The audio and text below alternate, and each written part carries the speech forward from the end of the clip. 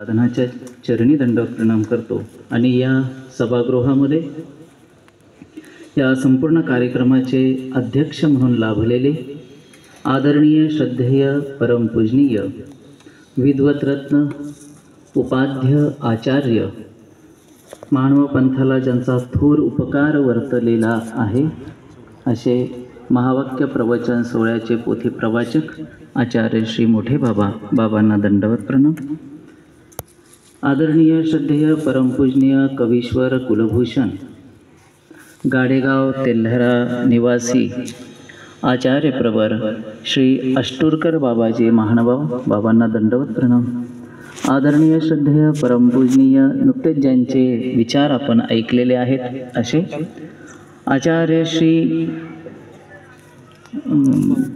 दिवाकर बाबाजी गुर्जर बाबांना दंडवत प्रणाम. आदरणीय श्रद्धेय परमपूजनीय देवगावकर बाबा, आदरणीय श्रद्धेय परमपूजनीय ज्यांचं या ठिकाणी प्रमुख असं निरोपण प्रवचन होणार आहे असे आजचे प्रवचनकार श्री सन्माननीय श्री सतीशदादा अमृते दादांना दंडवत प्रणाम. आदरणीय पूजनीय श्री प्रास्ताविक विचार मांडले ते अजय दादा, आदरणीय पूजनीय श्री श्रेयश दादा, आदरणीय पूजनीय सार्थक दादा, आदरणीय पूजनीय सावरगावचे बाबा,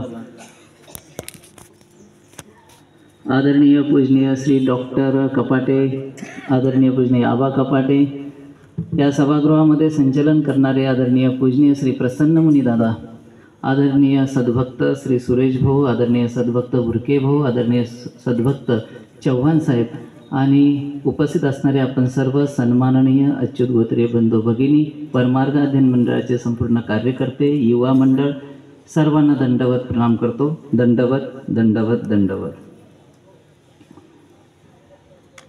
अध्ययन मंदिराचा 38वा किती वाजले?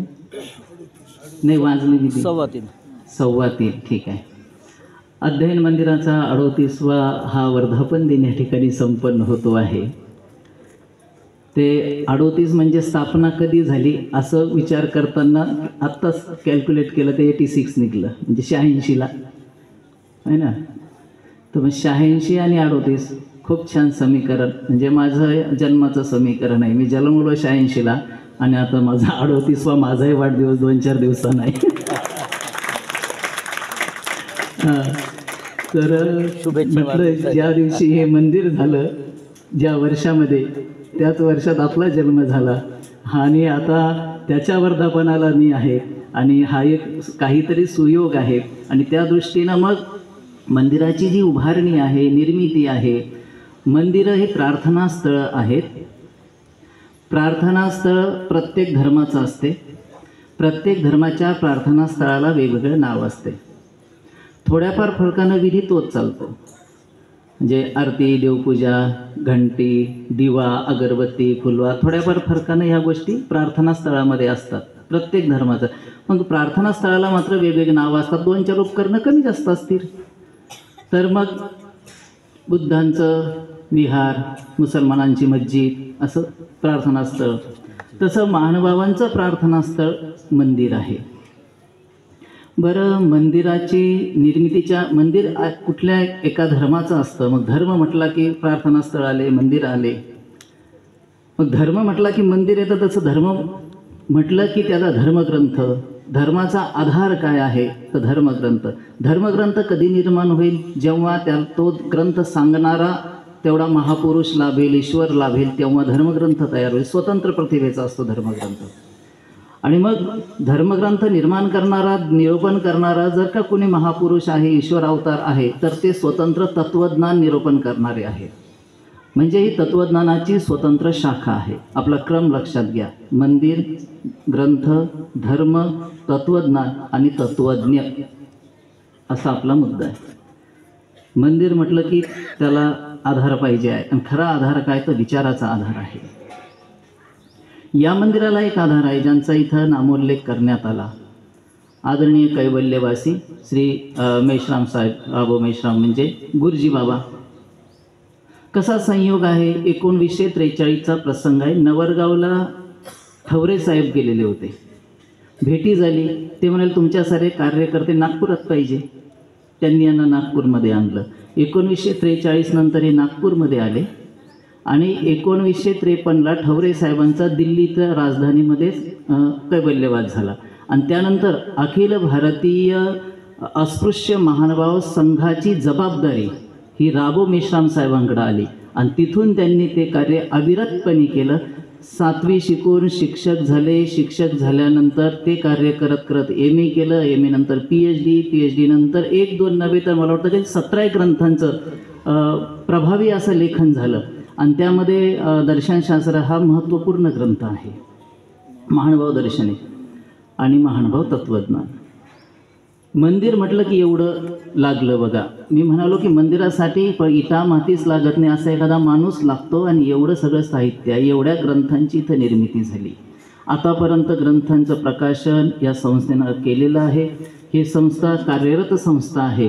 वेगवेगळे लोक घडवले संशोधन क्षेत्रामध्ये. या ट्रस्टीचे जे मार्गदर्शक आहे आबा कपाटे ते संशोधन क्षेत्रात आहे, म्हणजे संशोधक आहेत, लेखक आहेत. त्यांच्याकडं किशोरजी शेंडेंसारखे. म्हणजे ही संस्था सर्व अंगानं परिपूर्ण अशी संस्था आहे. म्हणजे संस्था कशी असावी याचा आदर्श आपण या संस्थेचा घेऊ शकतो की अशा प्रकारे परिपूर्ण अशी संस्था असली पाहिजे. नाही तर तुझी गाडी माझी माडी, म्हणजे माडी मोडली माडी पडली असं नको आहे की रे. तर संस्थेचं हे बेसिक आपल्याला इथून शिकता येतं. म्हणून 38 वर्ष सातत्याने हिनं प्रवास केला न चुकता. वर्धापन दिन झाले आणि ती यादी यांनी वाचून दाखवली की किती मोठे मोठे माणसं या ज्ञानपीठावरती बोलून गेलेले आहेत. हे सगळं जेव्हा आपण चिंतन करतो त्यावेळेला मला असं म्हणायचं होतं की ग्रंथनिर्मितीसाठी तत्त्वज्ञानासाठी त्या भाषेसाठी तत्त्वज्ञ लागतो आणि मग आमचा महानुभाव पंथ त्याचा बेसिक ग्रंथ म्हणजे मराठीचा आद्यग्रंथ लीळाचरित्र ते निरूपण करणारे चक्रधर स्वामी आणि स्वतंत्र तत्त्वज्ञान आहे. तत्त्वज्ञानाची स्वतंत्र शाखा आहे, म्हणजे चक्रधर स्वामी स्वतंत्र तत्त्वज्ञान निरूपण करणारे आहेत. पहिला मुद्दा.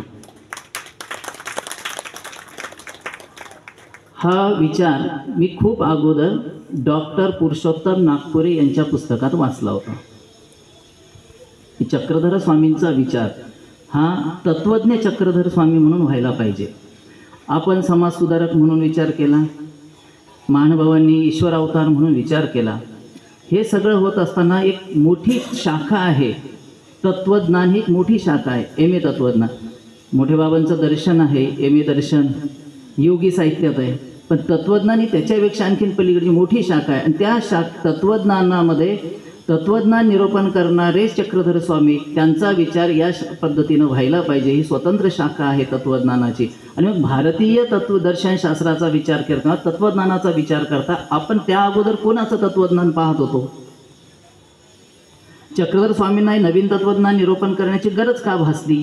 इथून थोडंसं चिंतन करू. सुरुवातीला इथे आपल्यासमोर दर्शनशास्त्राचा विचार करताना पहिलं नाव कपिल मुनीचं आपल्यासमोर उभं राहतं. कपिल मुनी दार्शनिक आहे. त्यांनी 2 पदार्थांचा अभ्यास आपल्यासमोर ठेवला की म्हटलं प्रकृतीम पुरुषम चैव विद्यनादी उभावपी. हे अनादी आहेत, प्रकृती आणि पुरुष. गीतेचा आधार घेतला. प्रकृतीमध्ये पराप्रकृती अपराप्रकृती ते आपल्याला माहीत आहे. मग अशा पद्धतीनं त्यांनी मांडलं. पण फक्त 2च पदार्थ आहेत का? मग तर नाही. मग याच्यावरती विशेष चिंतन आणखीन व्हायला पाहिजे. मग पुढच्या कालखंडामध्ये शंकराचार्य आले आणि शंकराचार्यांनी 3 पदार्थांचा विशेष विचार या ठिकाणी केला. परंतु हा जो विचार होता तो अद्वैत अंगानं जाणारा विचार होता. आणि पुन्हा सर्वम खल्विदम ब्रह्म म्हटलं. सगळे ब्रह्म, तुम्ही ब्रह्म, आम्ही ब्रह्म, सगळे माणसं ब्रह्म, महिला ब्रह्म.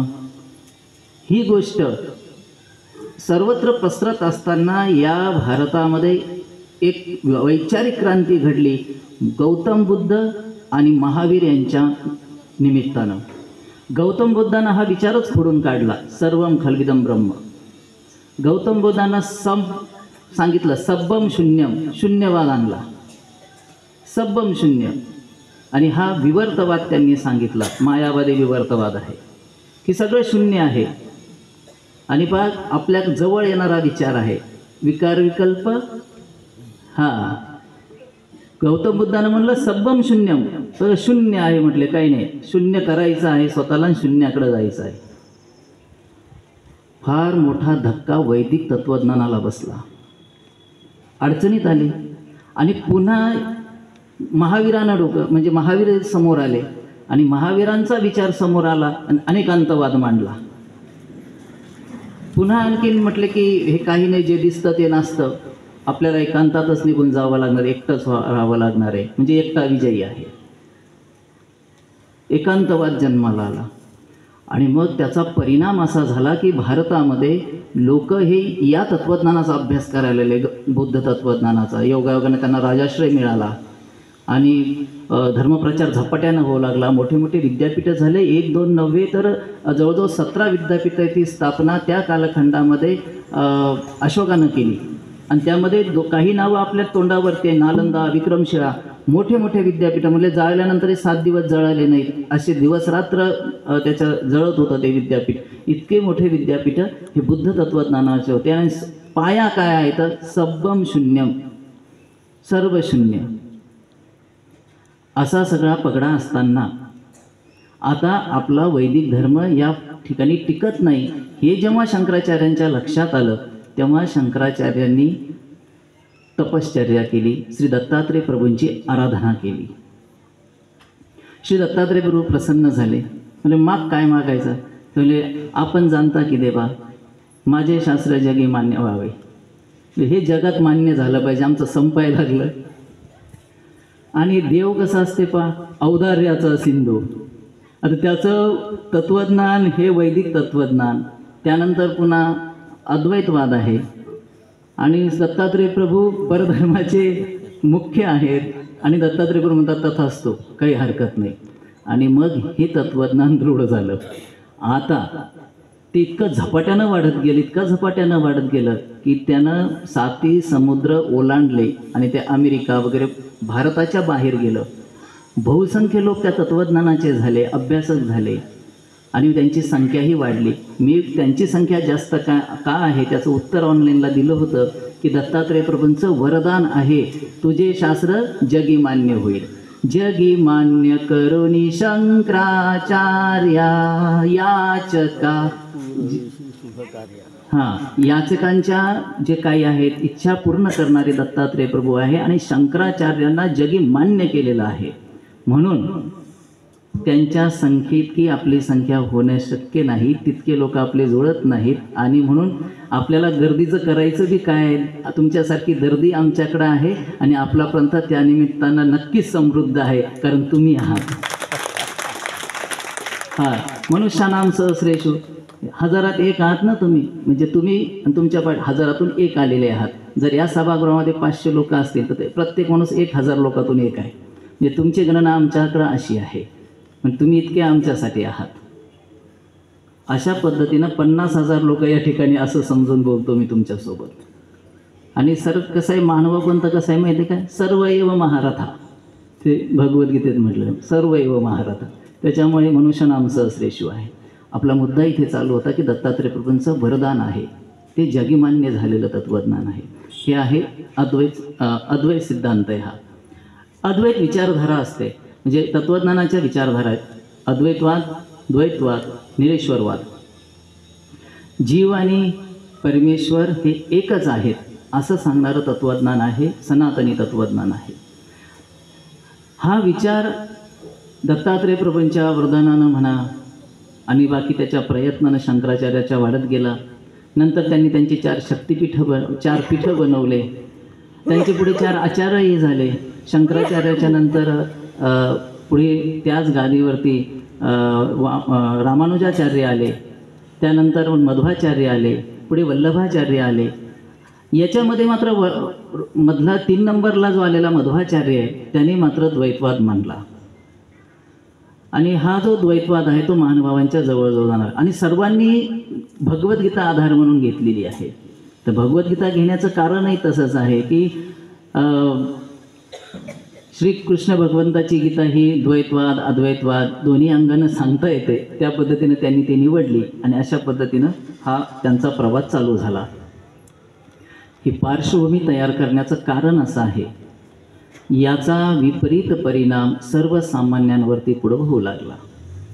कर्मकांड वाढत गेले, तो वेदाचा एक भाग आहे, आणि त्याच्यामुळं सामान्य माणसाचं जीवन धोक्यात आलं. ग्रंथ संस्कृतमध्ये, आपल्याला संस्कृत येत नव्हती, आणि अशा स्थितीमध्ये उच्चवर्णीयांच्या हाती धर्मसंस्था गेली, आणि बाकी जो वर्ण आहे त्यांना त्यांचं जीवन हे धर्मामध्ये आणि दैनंदिन जीवन देखील धोक्यात सापडलं.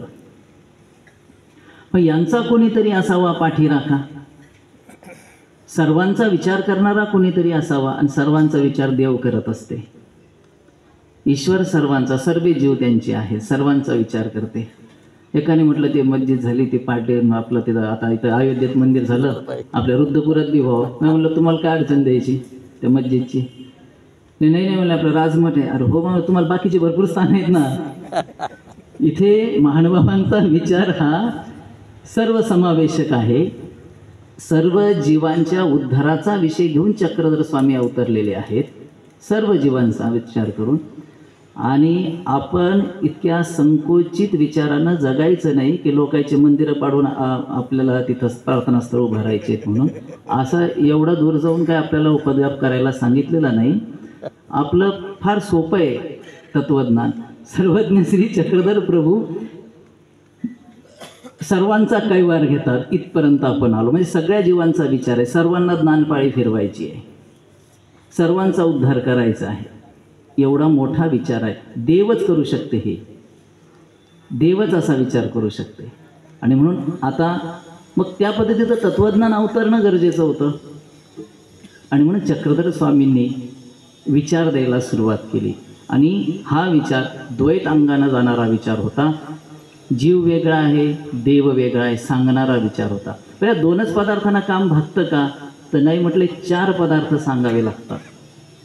जीव, देवता, प्रपंच आणि परमेश्वर.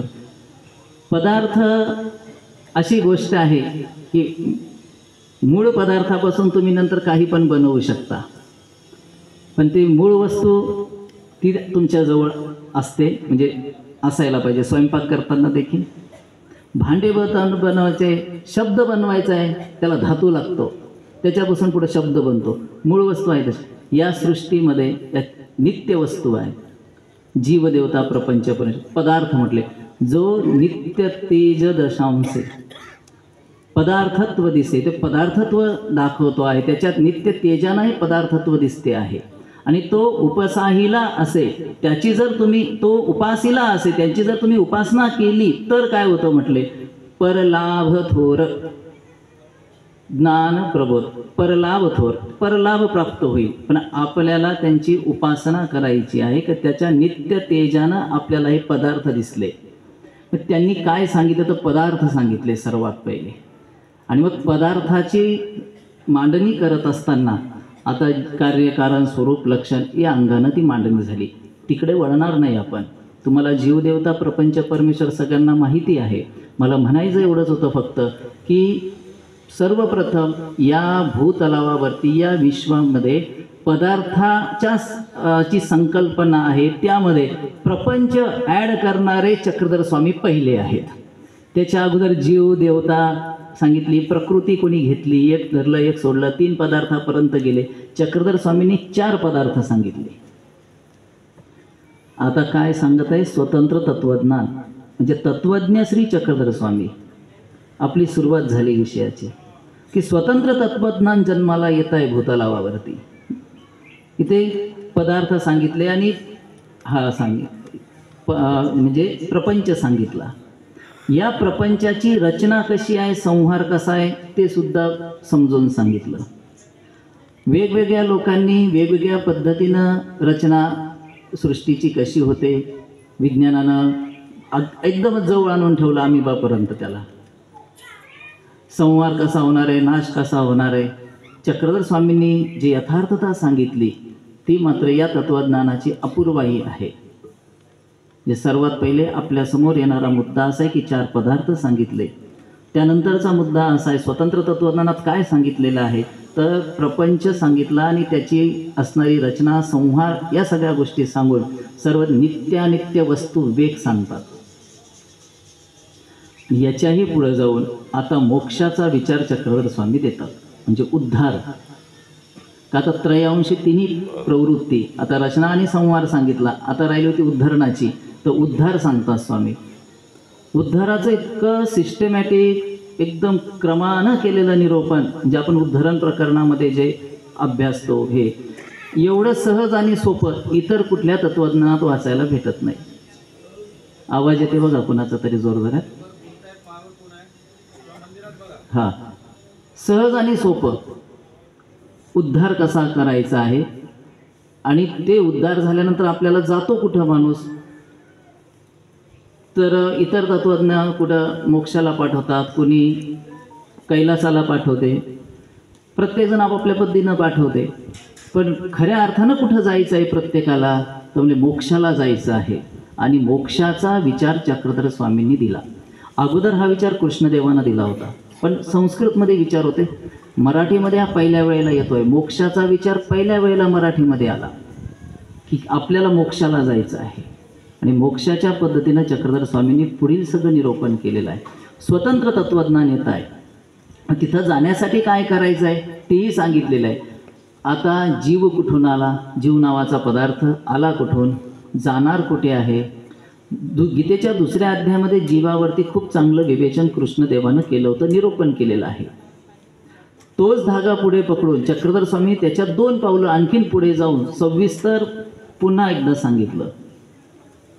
अशा पद्धतीनं स्वतंत्रपणे 4 पदार्थ, रचना, संहार, उद्धरण, मोक्ष, नित्यानित्य वस्तू विवेक या सगळ्या गोष्टी सांगत सांगत स्वामी निघालेले आहेत. एवढ्यानं आपलं भागत नाही. हा झाला तत्त्वज्ञानाचा भाग, पण विचाराच्या बरोबर आचाराची गरज असते.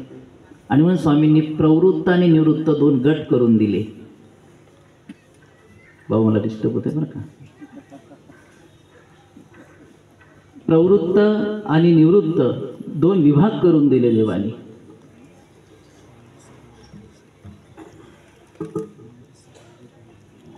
प्रवृत्ताचा धर्म, निवृत्ताचा धर्म स्वतंत्र करून सांगितला. काल आदित्य भावेने हा प्रश्न विचारला होता की आमच्यासाठी काय आहे, तर मग तुमच्यासाठी काय आहे. प्रवृत्त आणि निवृत्तावरती आपलं होतं की विभाग करून दिलेत. हा आचाराचा भाग आहे आणि त्याच्यामध्ये स्वामींनी तुमच्यासाठी स्वतंत्रपणे 7 सूत्र दिले. एवढा चांगला विचार आहे की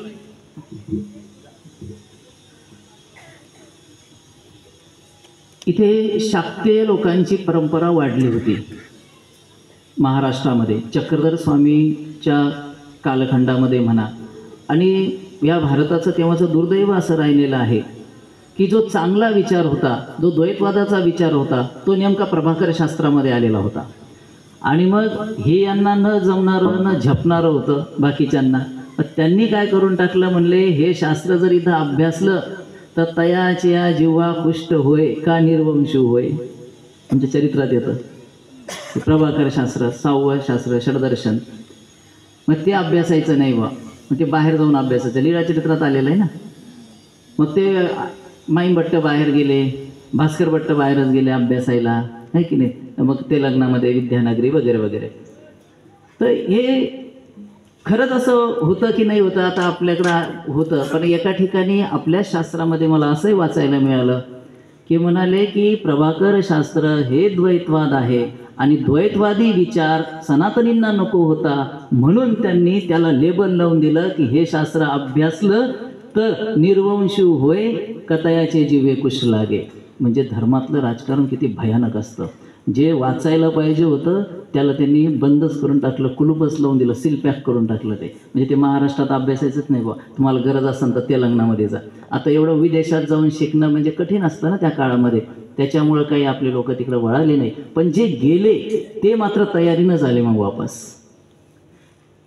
तर त्यामध्ये हे मुद्दा असा होता की प्रभाकर शास्त्र जर इथं शिकवल्या गेलं असतं भारतामध्ये, म्हणजे महाराष्ट्रामध्ये जर प्रभाकर शास्त्र शिकवल्या गेलं असतं तर लोकांवरचे अन्याय कमी झाले असते, त्यांना एवढा त्रास झाला नसता. कारण ते द्वैतवाद त्याच्यामध्ये प्रामुख्यानं आलेला आहे.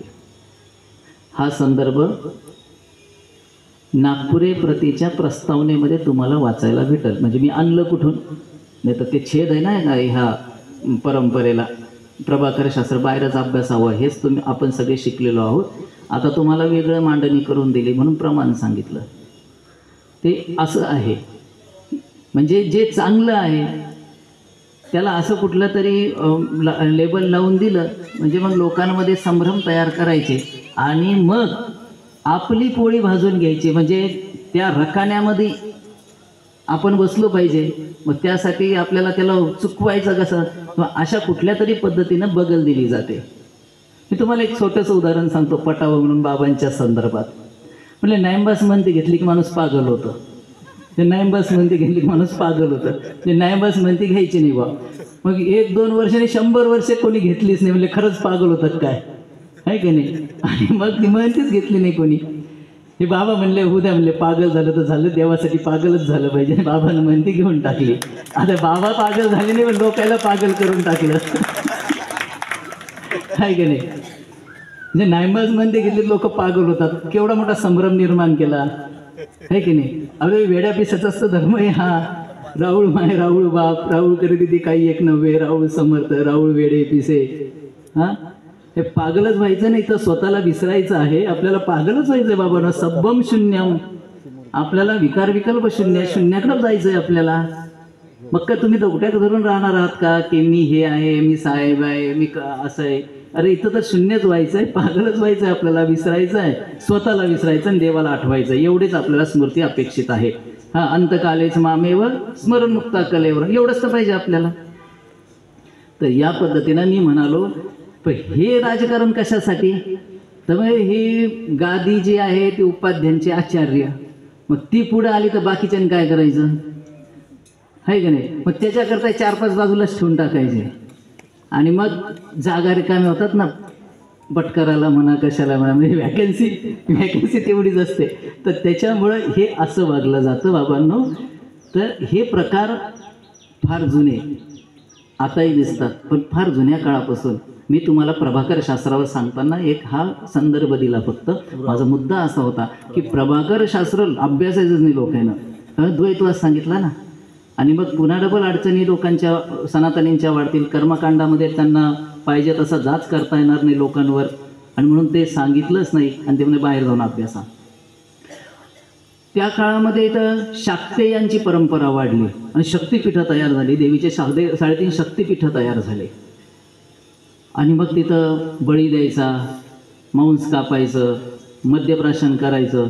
आणि हे काही 1-2 दिवसाची गोष्ट नाही, तब्बल महिनाभराची मग त्या देवाची यात्रा. मी अचलपूरला होतो, जवळच बहिरम नावाचं ठिकाण आहे, महाराष्ट्रातलं प्रसिद्ध ठिकाण आहे. त्या ठिकाणची यात्रा 1 महिन्याची भरते आणि दररोज तिथं ट्रकनं अमेद्य या गोष्टी घडतात. हे शाक्तेय परंपरा वाढत गेली. मग आता अरे माहूरचं मातापूरचं तिथं बी ते बळी दिला जातो, मद्य शिंपडलं. आमच्या देवानंच तर ते सांगितलं भोगापाव, त्याच्यामुळे आता त्याला काय बोलता, आहे की नाही. आमच्या देवानंच सांगितलं, दत्तात्रय भोगापाव म्हणले ती सिद्धेश प्रिय, अशी झाली ती गोष्ट, आहे की नाही. आणि मग त्यांचे भक्त ते म्हणले आता आमच्या देवीला चालते, तिला आता नैवेद्य दिला, आता जर प्रसाद कोण घेईल, त्याला खराब होऊ द्यायचं का. मग प्रसाद येणं घेतलं. म्हणजे त्यांना ते सोयीस्कीर झालं, भक्तांना सोयीस्कीर झालं.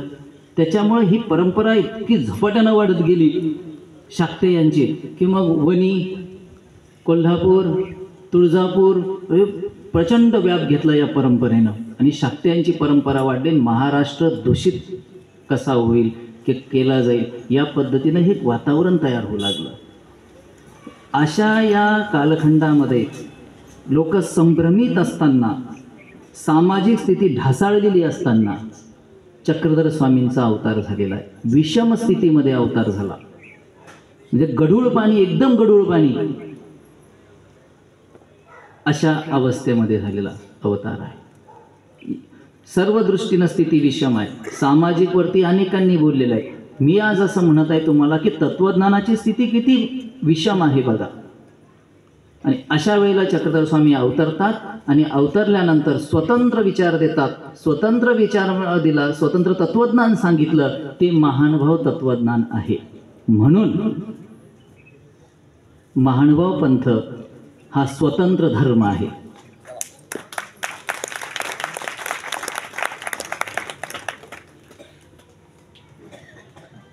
आपण दररोज आरतीमध्ये म्हणत असतो, सत्य सनातन महात्म धर्म की जय.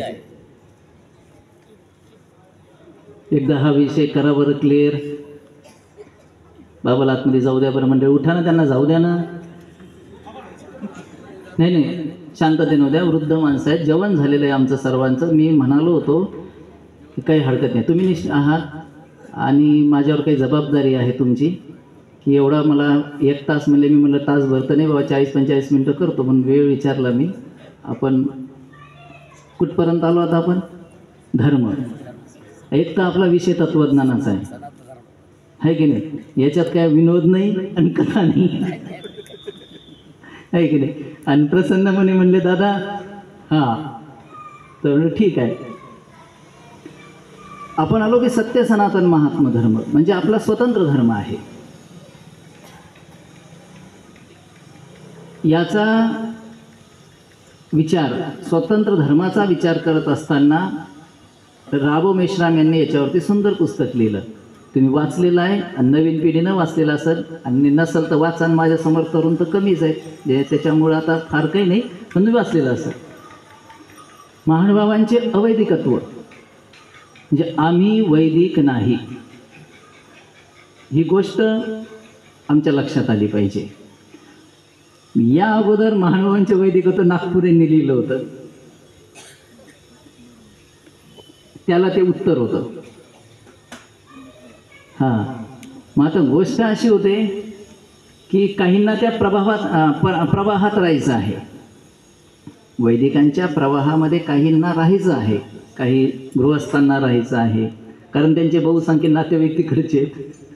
त्याला तिकडच्या पोरी द्यावं लागतात, तिकडचे पोरं करावं लागतात, आहे की नाही? त्यांचे प्रश्न निराळे आहेत.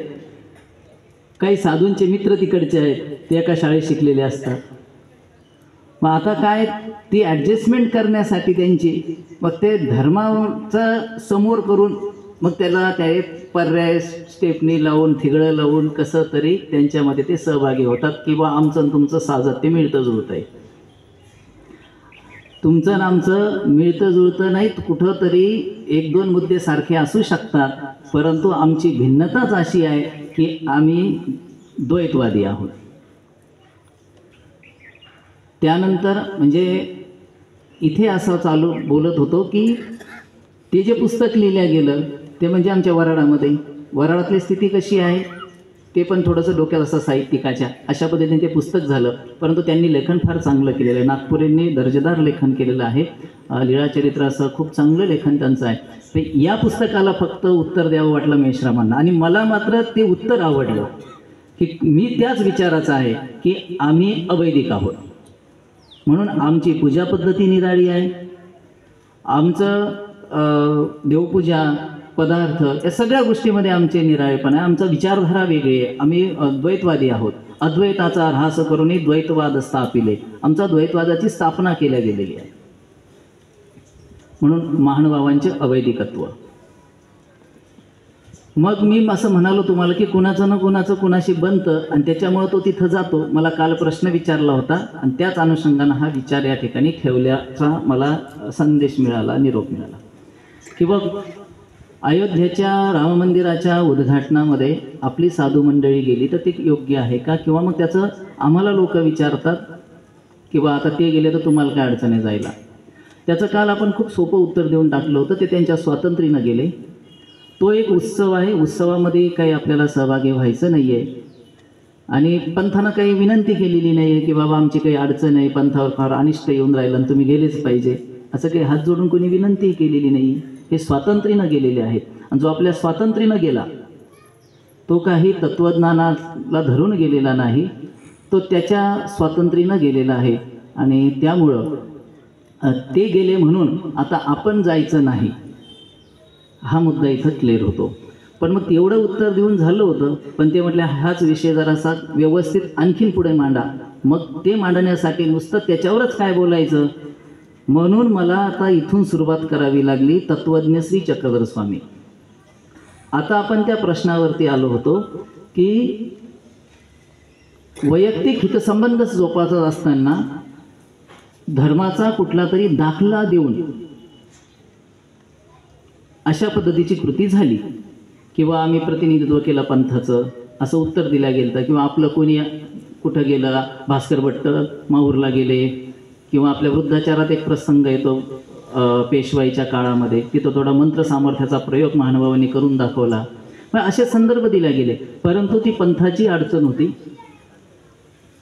त्या दृष्टीनं पंथानं त्याला विनंती केली होती भास्कर भट्टांना, आणि ते त्यांनी काम केलेलं आहे. इथे पंथाची अडचण नाही, हा अयोध्येचा आनंद उत्सव होता आणि त्याच्यामध्ये आपल्याला सहभागी होणं म्हणजे फार गरजेचं नव्हतं.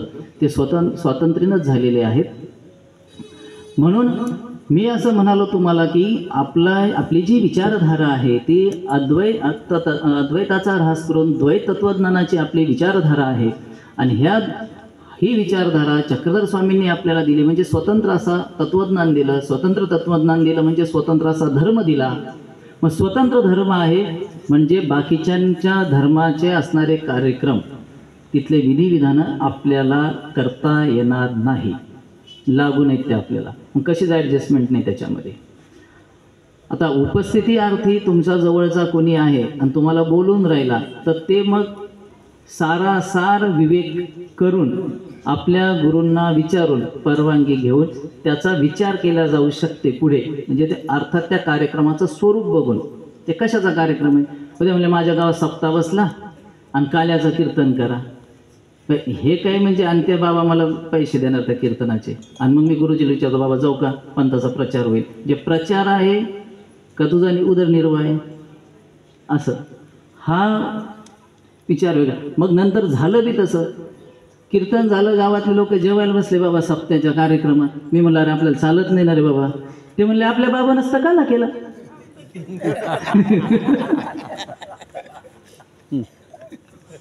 असं हे सगळे प्रश्न लोक कुणाला विचारतात माहिती आहे का, लहान माणसाला. हां, ते प्रवचनकार मोठा असते, कीर्तनकार मोठा असते, भागवतकार असतो तो माणूस, ते असतो आपल्या पंथाचा, पण त्याच्यापर्यंत हे जात नाहीत. आणि मग ते दंडत बाबा आणि बाबापर्यंत बी येत नाही. आता हे व्यवस्थित उत्तर देऊ शकतात, त्याला विचारत नाही. आणि आमच्यासारख्याला छोट्या छोट्या माणसाला दादा आपल्याला जमतं का, असं. आता मुळात त्यांना माहीत असतं का आपल्याला चालत नाही म्हणून, पण मग आमच्यापर्यंत हे मुद्दे येतात. हे माझ्यापर्यंत येतात असं नाही, ते तुमच्या गृहस्थांमध्ये जास्त फिरतात. त्यातल्या तरुण पोरांना जास्त डिवसलं जातं. आणखीन ज्या गावामध्ये एकच मानभावाचं घर आहे म्हणजे उपदेशी घर, आणि बाकी अख्खा गाव अन्य जर असत तर त्या घराला तर साडे तुटूनच पडले. हे ते तुमचे टोपीवाले भाऊ होते, तर ते तुमचे गुलाबी कपड्यावाले बाबा दिसले आम्हाला, आहे की नाही. मग हे लोकांचे जसे आपल्या आपल्या गुरुला प्रत्येकानं फोन केले, त्याच्यात सगळ्यात साधू लोकांना विचारलं बाबा हे कसं हो काय, मग प्रत्येकानं आपल्या पद्धतीनं सांगितलं. आता असं होतं की जाहीरपणे त्याच्यावर बोलणं गरजेचं आहे. तुम्ही तो योग आणून दिला, आम्ही हुंत विषय काढू शकत नाही कारण आम्हाला काही सामाजिक बंधनं असतात. तुम्ही योग आणून दिला, बोला म्हणले, आता बोलले, आहे की नाही. आता तसा योग कधी कधी वादळात सापडतो, पण आता हे काही जास्त टोकाच नाही. परंतु मुद्दा असा आहे की आपलं स्वतंत्र तत्त्वज्ञान, स्वतंत्र धर्म आहे आपला, आणि स्वतंत्र धर्मासाठी आता मला हे म्हटले दादाजी म्हणजे ते असं असं झालं आणि लोक असं असं म्हटले बाबा. हां, म्हणजे एकंदरीत महानुभावांची सर्व स्तरातून याबद्दलची प्रतिक्रिया आलेली आहे की ते चुकीचं होतं. कोणीही त्या गोष्टीचं समर्थन केलेलं नाही. म्हणून हा जोडून तुम्हाला विनंती की आम्ही त्याच्यात सहभागी असं समजू नका. वैयक्तिक स्वातंत्र्यानं त्यांनी ते केलं. आता अंगावरती महानुभाव पंथाचा ड्रेस आहे म्हणून लोक महानुभाव म्हणतात, किंवा तुम्ही महानुभाव, आहे की नाही. म्हणजे एखाद्या महानुभावानं समजा एखादं व्यसन केलं म्हणजे अख्ख्या पंथानं केलं असं त्याचा अर्थ होत नाही, आहे की नाही. ते वैयक्तिक त्याने त्यांच्या स्वातंत्र्यानं केलं, आहे की नाही. तर त्या दृष्टीनं हे लक्षात ठेव जा. सत्य सनातन महात्म धर्म या मुद्द्यावर आपण थोडं बाजूला जाऊन पुन्हा वापस येऊ. आपला स्वतंत्र असा धर्म आहे सत्य सनातन महात्म धर्म. धर्माचे आद्य गुरु श्री दत्तात्रेय प्रभू, तुम्हाला कल्पना आहे. दत्तात्रेय प्रभूंनी आणखी एक कला वर दिला म्हणजे ते गोरखनाथ. गोरक्षासी बोध करोनी, आहे की नाही. आता गोरखनाथाला बोध दिला.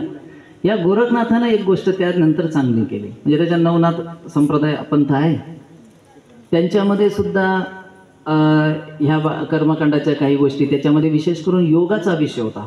म्हणजे योग वगैरे, सिद्धी साधना, या गोष्टी त्या संप्रदायामध्ये प्रामुख्यानं आहेत. बोध झाल्यानंतर या माणसानं त्यामध्ये बदल करण्याचे प्रयत्न चालू केले. ईश्वर मार्गाचा आणि दत्तात्रय प्रभूच्या बोधाचं वैशिष्ट्य असं आहे की फोनवर बोलायला का हो तुम्ही, दत्तात्रय प्रभूंनी जर बोध दिला तर ज्याला बोध दिला तो उद्धरल्या जाते.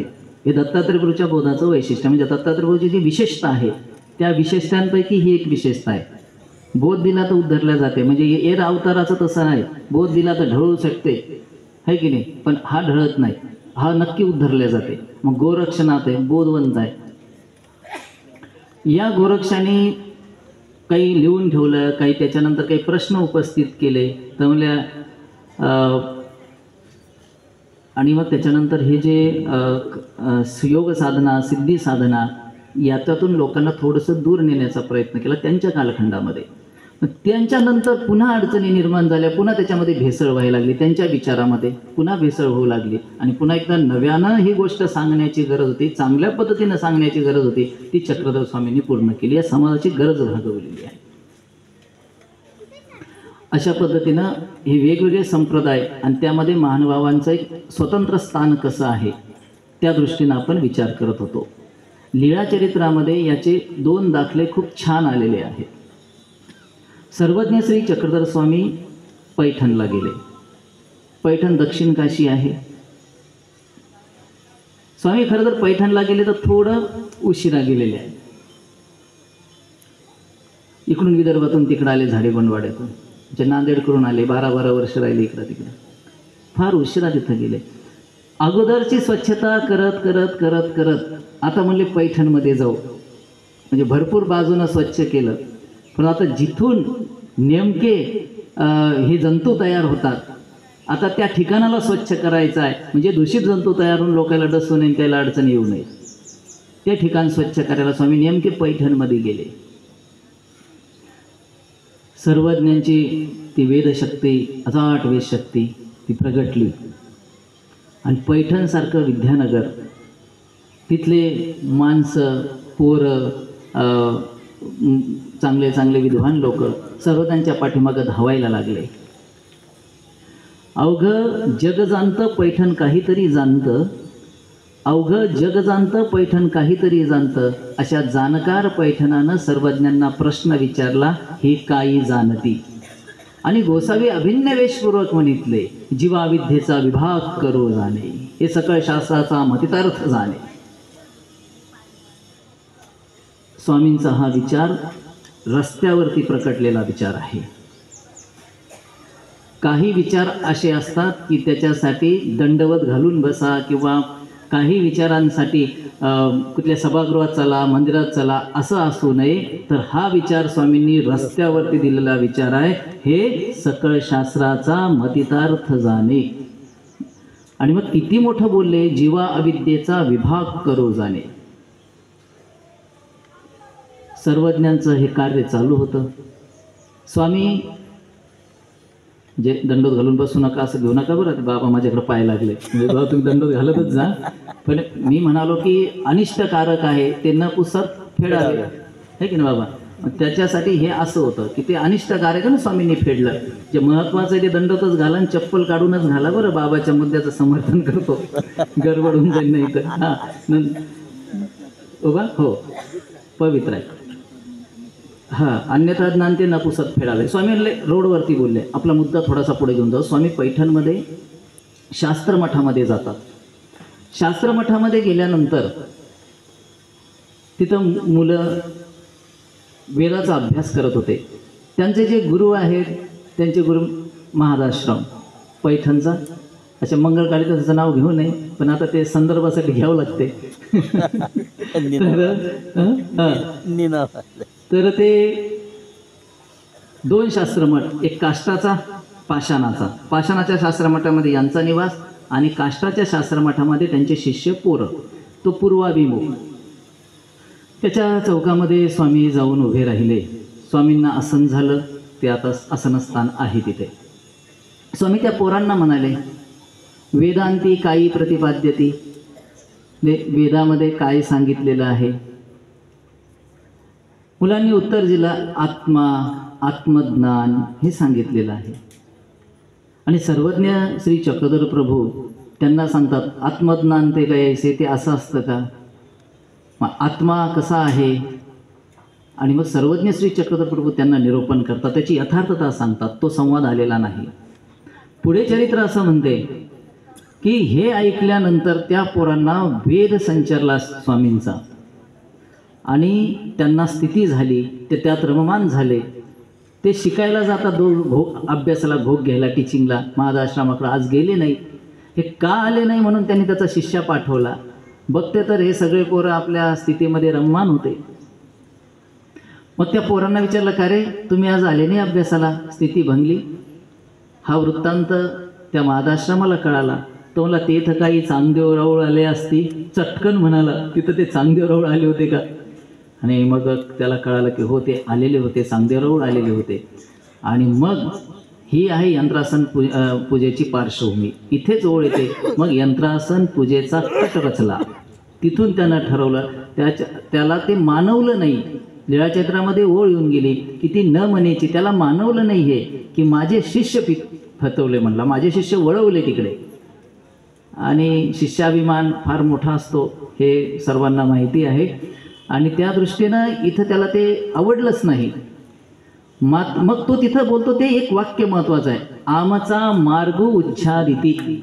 याच्यावर आपल्याला बोलायचं होतं की आमचा मार्ग जे तो उच्छादन करून राहिले, म्हणजे त्यांचा एक स्वतंत्र मार्ग आहे. आमचा मार्ग म्हणजे तुमचा मार्ग वेगळा झाला की नाही? मग आपण आणि ते एकत्र कसं काय, म्हणजे सारखं कसं होऊ शकते?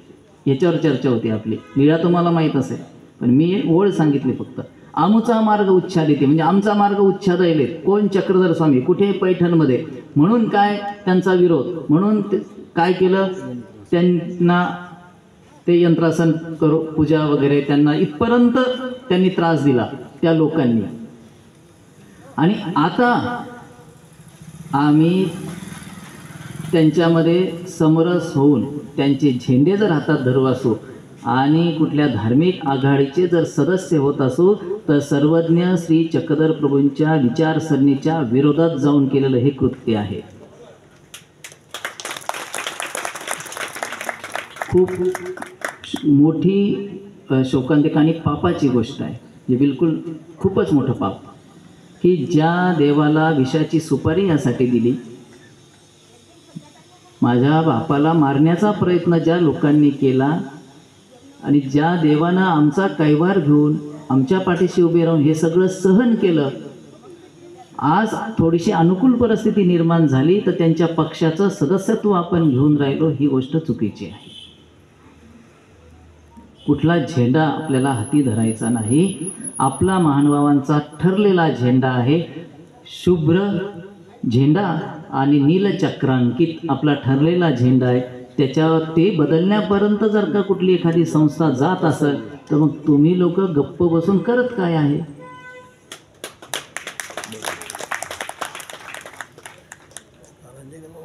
कुणाच्या मनात आलं त्यांनी पक्ष प्रवेश करायचा, कुणाच्या मनात आलं त्यांनी कुठल्या महोत्सवाला जायचं, एखाद्याच्या मनात आलं त्यांनी झेंडाच बदलायचा. बाहेर चालवलं काय? या पंथाला कोणी वाली आहे की नाही? मग या पंथाचं एक धर्मपीठ आहे आणि त्या धर्मपीठाचे काही आचार्य आहेत. त्यापैकी आपल्याकडे आता हे मोठे बाबा एक आचार्य इथं बसलेले आहेत, पण यांचे बाकीचे सोबती पाहिजेत. असे मुद्दे तिथं घेऊन जायला पाहिजे आपण. या धर्मपीठाकडे हे मुद्दे नेणं गरजेचे आहेत. याचे आहे की नाही कोणीतरी, याचं कुणाच्या तरी हातात सूत्र दिलेलं आहे ना, की काही म्हणजे बेलगाम आहेत का? नाही. आमच्या सर्वज्ञांनी आचार्यश्रींच्या हातामध्ये सूत्र दिले. आचार्यश्रींची परंपरा पुढे चालत आली आणि त्याच्यानंतर पुन्हा अम्नाय आचार्य, त्याच्यानंतर पुन्हा बाकीचे उपाध्याय आचार्य, कवीश्वर आचार्य या लोकांना आचार्य करून पंथानं मान्यता दिलेली आहे आणि मान्यता देऊन त्यांच्याकडं सूत्र दिलेले आहेत. आणि आपले हे मुद्दे त्यांच्यापर्यंत पोहोचले पाहिजे आणि त्यांनी त्याच्यावरती नक्कीच सामूहिक, म्हणजे एकट्या माणसाचं काम नाही, मी मध्ये बाबांना महानुभावांचे धर्मपीठ म्हणून एक लेख लिहून पाठवला होता की बाबा याच्यावरती विचार होऊ द्या. तुम्ही प्रमुख आहात आणि तुमचे बाकीचे जे सगळे आहेत ते पंथाचे कसं आहे आचार्य, ललांभूत आचार्य आहेत. तुमच्या हातात आमचं सगळं काही आहे. आणि म्हणून पंथाचा जेव्हा सामूहिक पंथावरती अडचण येते आहे तेव्हा धर्मपीठाकडे जायला अडचण नाही. वैयक्तिक एखाद्या माणसाने एखादी चूक केलेली आहे तेव्हा ते बाबा काय बोलतील हा मग हे थोडासा वेगळा विषय होऊन जातो. वैयक्तिक कोणा तंबाखूच खाल्ले तर काय ते कोणाच्या मागं फिरत बसावं, म्हणजे तेवढी गोष्ट घेऊन बाबाकडे नाही जाऊ शकत आपण. पण जेव्हा पंथावरती अडचण येऊन राहिली, अख्ख्या पंथाचा विषय होऊन राहिला आहे, कोणा एखादा XYZ माणूस म्हणतो की आता मला पंथाचं उद्या मला नावच बदलायचं आहे, मला BJP महानुभाव करायचं आहे, मग कसं करसाल? बरं, आता योगीचं असं म्हणणं नाही की तुम्ही त्यांच्यात जाऊ नका म्हणून, म्हणजे संपर्क ठेवू नका राजकारण्यांशी किंवा कुठल्या अन्य लोकांशी, संबंधच ठेवू नका, तुम्ही त्यांच्यात बसूच नका, असाही विचार नाही. इतका संकोचित नाही आहे आपण. मी सुरुवात अशी केली होती की कोणाच्या मस्जिदी बांधून मंदिरं मस्जिदी पाडून मंदिरं बांधण्या इतके संकोचित आपण नाही आहे. काही धर्मदृढ लोकांना नसेल पटलं माझं हे वाक्य, परंतु एक योगीचा विचार म्हणून जवळ ठेवा, कारण सर्वतोमुख मुख आहोत आपण. अल्पाक्षरम असंदिग्धम सारवत विश्वतोमुखम अस्तोभम अनवद्यम च सूत्रम सूत्र विदो विदू. आपण इतके मोठे आहोत. आणि मग असा असणाऱ्यांनी तुम्ही कुठल्या राजकारणी माणसाच्या भेटीला गेले, तुम्ही तिथून तुमचं काही कार्य करून घेतलं आणि त्याचंही थोडंसं काम करून दिलं बा, तर फार काही फरक पडणार नाही, तेवढं तर तुम्हाला करावं लागेल. परंतु एकूण पंथाला गहाण ठेवून हे काम करायचं नाही आहे. माझे इथे पोटतिडकीनं बोलायचं आहे मला, पंथ गहाण ठेवू नका.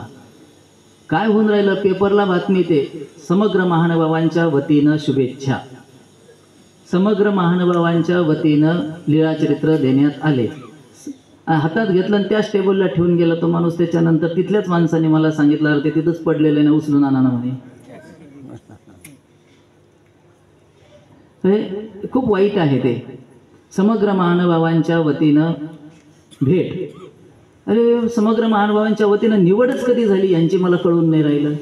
केली कोण निवड समग्र महानुभावांच्या वतीनं? या गोष्टींची चर्चा होऊन समग्र महानुभाव म्हणजे तुमचं माझं सर्वांचं अनुमोदन असणं.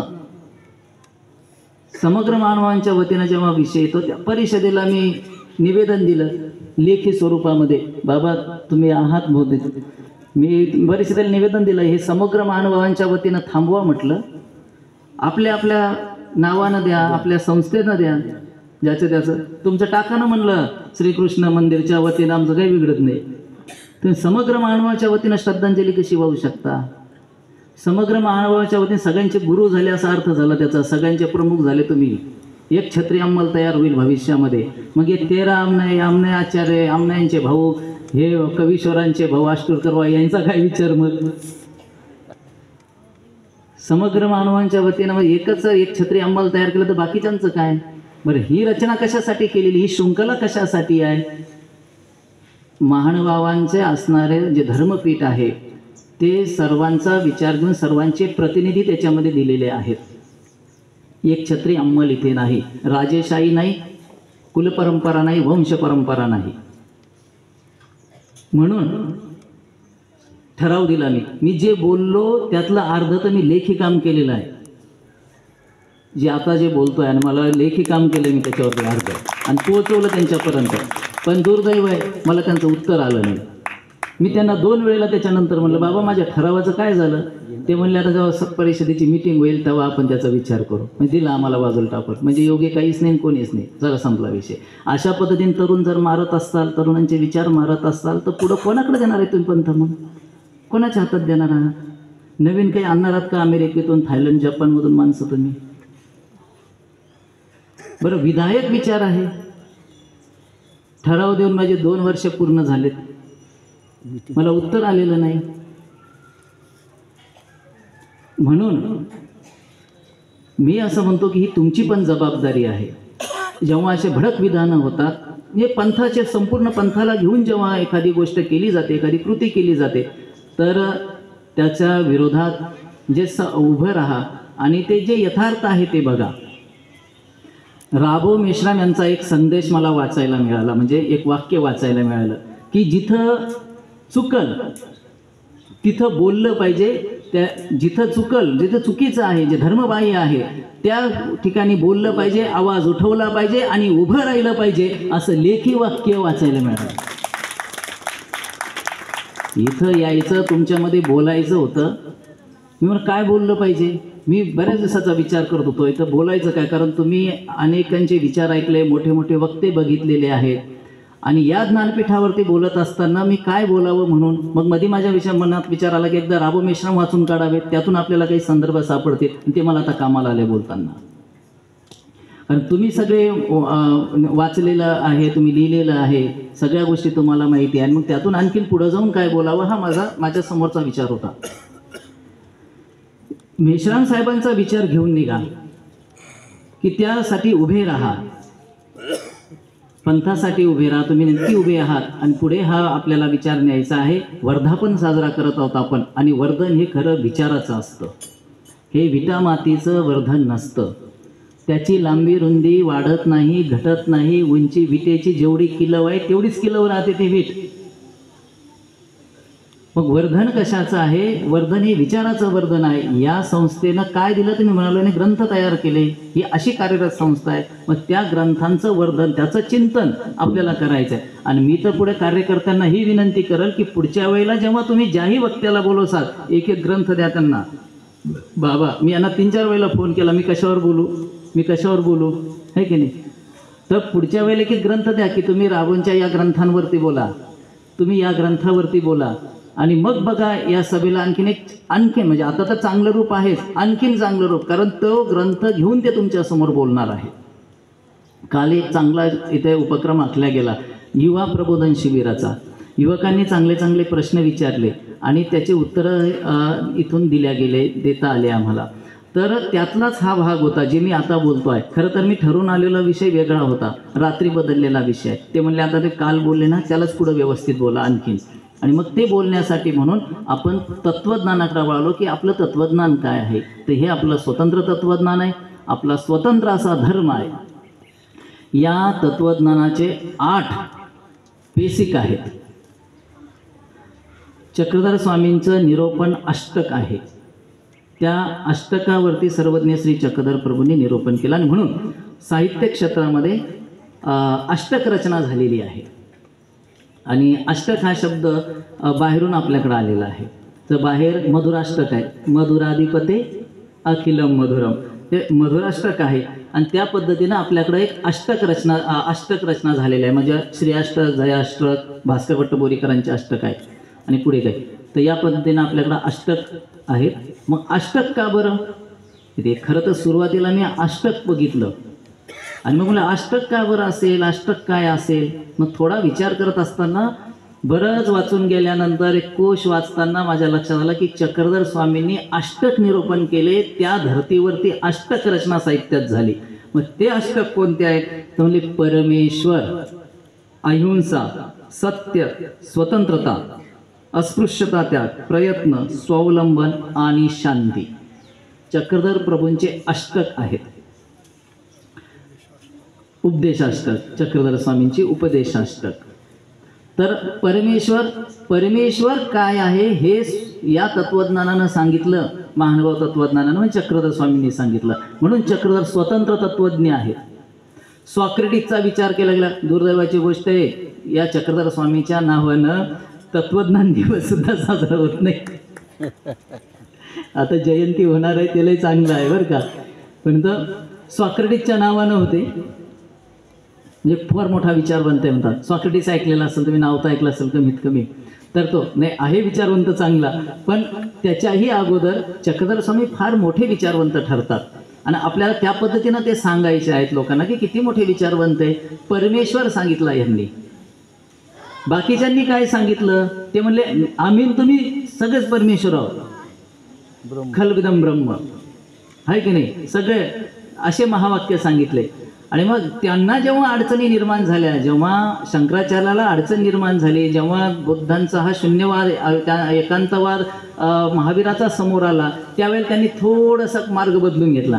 म्हणले ए बाई बाई बाई बाई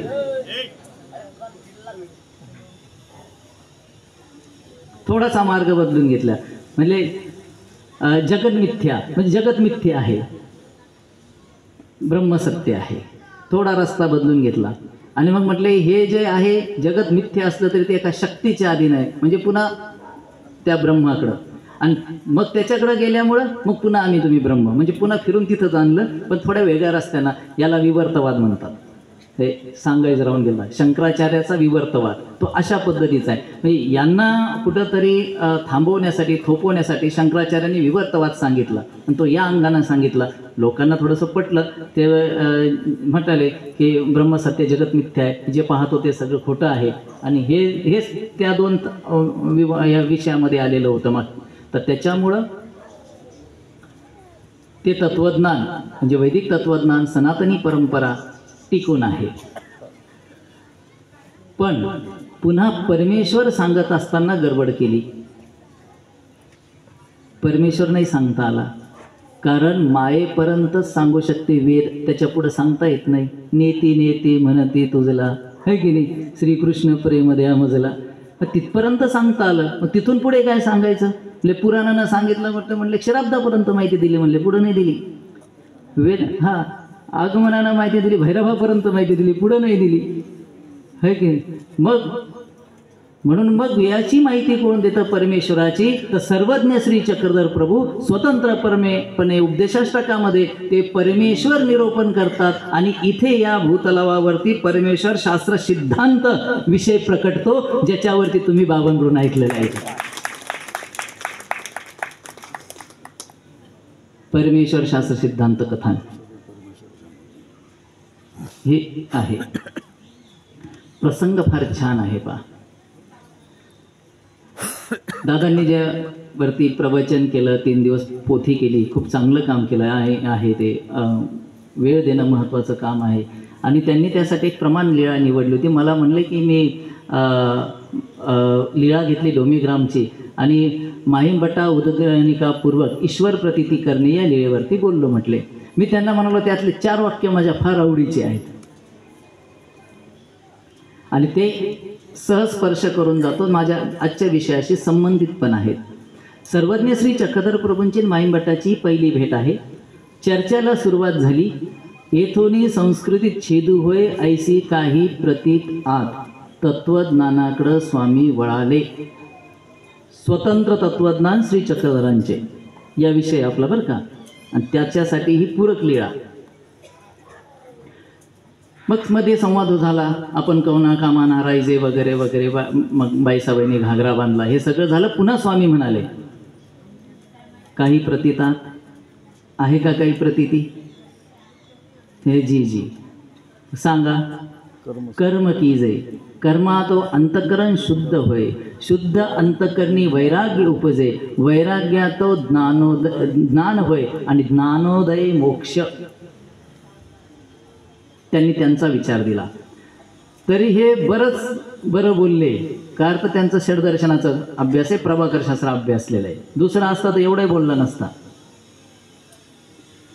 आणि इथपर्यंत बोलल्यानंतर सर्वज्ञ श्री चक्रधर स्वामी जे खंडन करतात ते महानुभावांचं तत्वज्ञान आहे. आता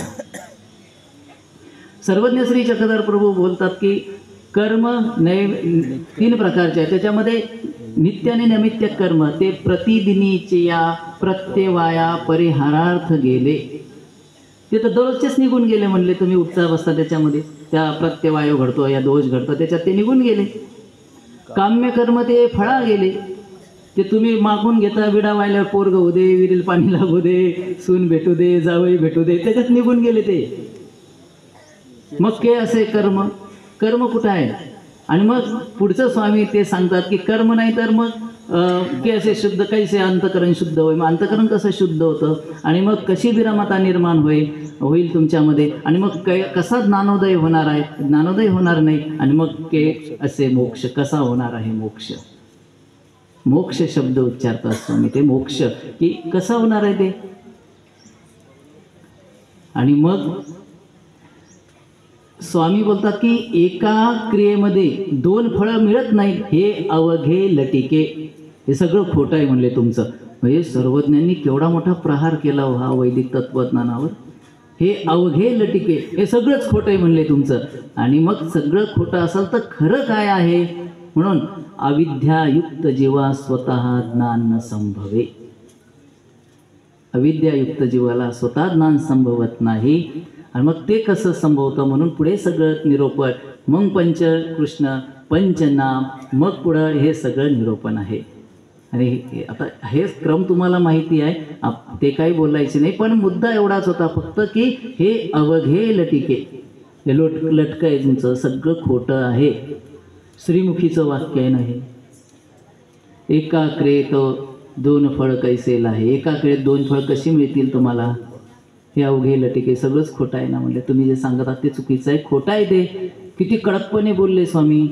आणि ते माईमभट्टासारख्या विद्वान माणसाला. माईमभट्ट सामान्य माणूस नाही, षडशास्त्र संपन्न माणूस आहे, काही प्रतिनिधी माणूस आहे, नेतृत्व आहे त्या माणसाकडं, सधन माणूस आहे, सगळ्या दृष्टीनं समृद्ध माणूस आहे. आणि अशा माणसाला स्वामी म्हणतात की केवढं मोठं वादळ होय स्वामींनी उभं केलेलं. आणि म्हणून आपलं उरकलं का बाबा.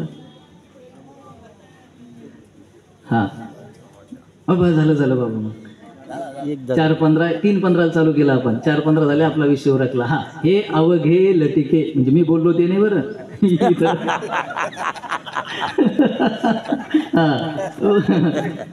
हे अवघे लटिके या ओळीवरती आपण होतो. ते तुमच्या शास्त्रात जे सांगितलं ते लटिका आहे. मग सत्य काय तर परमेश्वर हे सत्य, पंचकृष्ण सत्य आहे. हे परमेश्वर समजून सांगितलं. आणि बाकीचे जे उपदेशाष्टक आहे ते नंतर कधी तुमच्या सेवेचा योग आला तर आपण त्याचा विचार करू. दंडवत प्रणाम. ही आजची सभा ज्या निमित्तानं होते आहे की वर्धापन दिनाची सभा आहे, विचाराचं वर्धन करायची संधी मला मिळाली. ज्या युवकांनी प्रश्न विचारून आम्हाला प्रोत्साहित केलं त्यांचे मी म्हणजे ऋण व्यक्त करतो की त्यांच्यामुळं या सभेला एक नवीन विषय मिळाला. तुमच्याही संख्येचं समाधान झालं. आणि बाबांच्या समोर एवढं बोलणं उचित नाही 1 घंट्याचं, पण अधिकृती आहे, अष्टुरकर बाबा आहेत, लोणारचे बाबा आहेत, तुम्हाला या अधिकृतीची क्षमा मागतो. आमचे मित्रपरिवार सर्वांना दंडवत करतो. आयोजकांना शुभेच्छा आणि धन्यवाद देतो. सर्वांना दंडवत प्रणाम करून ही सेवा श्री चक्रधर अर्पण करतो. दंडवत प्रणाम. जय श्री चक्रधर.